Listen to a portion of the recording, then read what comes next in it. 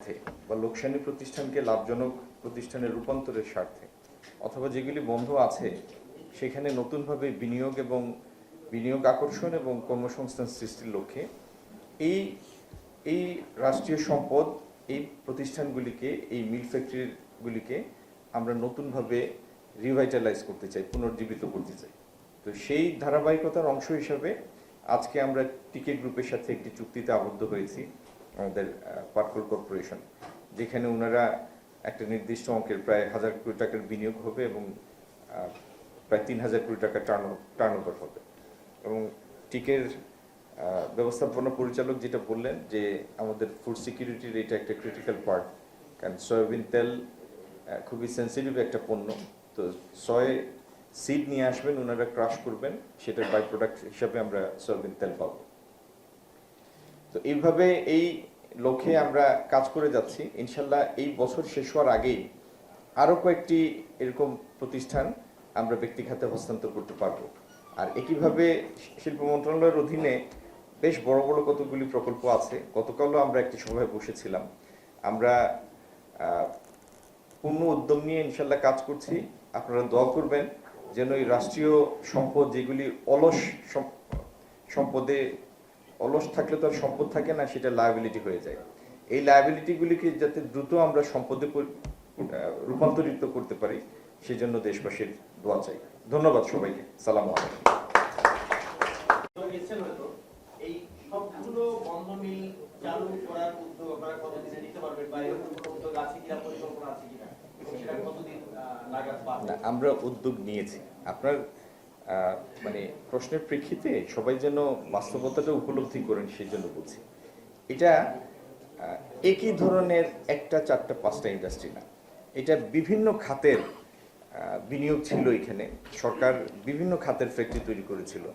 যেমন কোনোটা হয়তো স্টিল রিলেটেড, কোনোটা হয়তো ফুড রিলেটেড, কোনোটা ভেহিকেল রিলেটেড, কোনোটা জুট রিলেটেড, কোনোটা টেক্সটাইল রিলেটেড।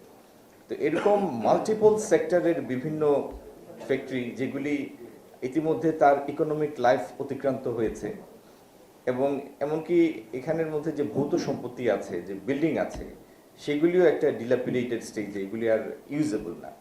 তো সেইখানে নতুনভাবে বিনিয়োগ করে, নতুনভাবে মিল ফ্যাক্টরির জন্য কনস্ট্রাকশন করে, মেশিন এনে, নতুন বিনিয়োগ, নতুন খাত চিহ্নিত করে পুরো জিনিসটাকে রিভাইটালাইজ করার জন্য আমাদের কার্যক্রম চলমান আছে। আমরা আশাবাদী বছর 2 বছরের মধ্যে ইনশাল্লাহ এর প্রত্যেকটা জায়গায় আমরা একটা প্রোডাক্টিভ আউটপুট দেখতে পারবো। সেটা হলো যে এই যে বন্ধ কলগুলো, এগুলো কি সবগুলোই কি আপনারা প্রাইভেট সেক্টরে দিয়ে দিবেন, এবং এখানে মার্কেট শেয়ারটা আসলে সরকার কত থাকবে, প্রাইভেটের কতটুকু? আমরা ব্যক্তি খাতকে, প্রাইভেট সেক্টরকে নতুন বিনিয়োগের জন্য আহ্বান জানাচ্ছি। আজকের পৃথিবীতে এটা একটা অ্যাডমিটেড ফ্যাক্ট যে সরকার যখনই কোনো ব্যবসা পরিচালনা করতে গিয়েছে, সেখানে আমরা ইনএফিসিয়েন্সি দেখেছি। সেই তুলনায় ব্যক্তি খাত যখন এগিয়ে আসে, তার ডে টু ডে ম্যানেজমেন্ট বা তার অপারেশনাল এফিসিয়েন্সি সরকারি পরিচালনা থেকে অনেক বেশি ব্যবসার ক্ষেত্রে। তো আমরা ফেসিলিটেট করব সরকার হিসাবে, ব্যক্তি খাত বিনিয়োগে এগিয়ে আসবে। এখন কয় দিনের মধ্যে করতে পারবো, কয় তারিখের মধ্যে করতে পারবো, এরকম আমি তারিখ আপনাকে ক্যালেন্ডার দিয়ে দিতে পারবো না।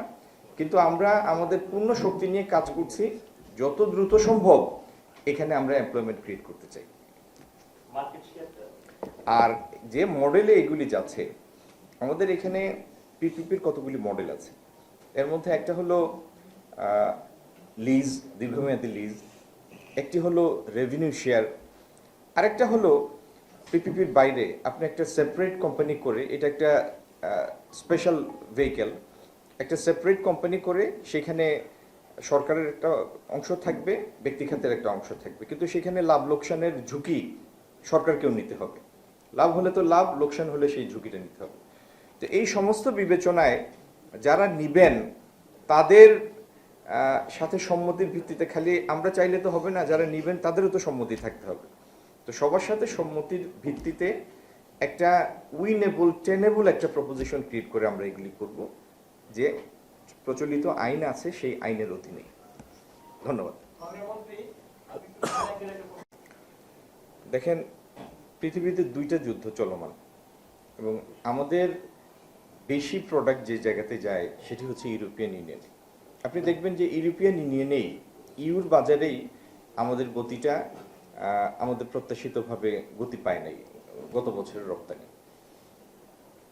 অন্যান্য জায়গায় অপ্রচলিত দুই একটা মার্কেটে বরং এক্সপোর্টের গ্রোথ ছিল, আর ইউরোপিয়ান ইউনিয়নে এটা ছিল নেগেটিভ গ্রোথ।